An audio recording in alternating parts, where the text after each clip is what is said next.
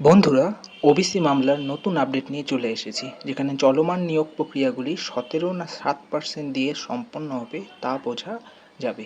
দেখুন, BCW office থেকে পশ্চিমবঙ্গের প্রতিটি নিয়োগ দপ্তরকে একটি নোটিশ পাঠানো হয়েছে, যেখানের মূল উদ্দেশ্য হল তথ্য জোগাড় করা, যার দ্বারা সরকার এবং বিসিডাব্লিউ অফিসের পক্ষে বোঝা সম্ভব হবে কোন কোন নিয়োগ প্রক্রিয়াগুলি চলমান আছে এবং এগুলির কিভাবে সমাপ্ত করলে জটিলতা কাটবে। আসুন আমরা জেনে নেই কি বলা হয়েছে এই নোটিশে আরও বিস্তারিতভাবে এবার জেনে নেব। এই নোটিশে বলা হয়েছে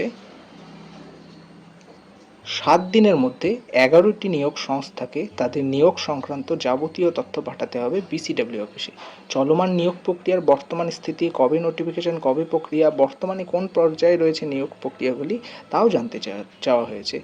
মোট 3টি ভাগে ভাগ করা হয়েছে নিয়োগ প্রক্রিয়াগুলিকে, অর্থাৎ 22শে মে 2024-এর আগের প্রকাশিত নিয়োগ প্রক্রিয়া, অর্থাৎ যেদিন কলকাতা হাইকোর্ট ওবিসি সংক্রান্ত প্রথম রায় দিয়েছিল। দ্বিতীয় ভাগ ছিল 10 জুন 2025 থেকে 18 মে 2026-এর মধ্যে প্রকাশিত নিয়োগগুলির তথ্য, অর্থাৎ যখন সুপ্রিম কোর্ট স্থগিতাদেশ দিয়েছিল ওবিসি রায়ের উপর। তৃতীয় হলো 18 মে 2026-এর পর প্রকাশিত নিয়োগ প্রক্রিয়া, অর্থাৎ যেদিন বর্তমান সরকার ওবিসি সংক্রান্ত বিল আনেন এবং পূর্বের 17%কে কমিয়ে 7% করে দেন। এবার কোনটায় 7% এবং কোনটায় 17% ধরে নিয়োগ হবে তা আমরা জানতে পারব এক সপ্তাহে। ধন্যবাদ।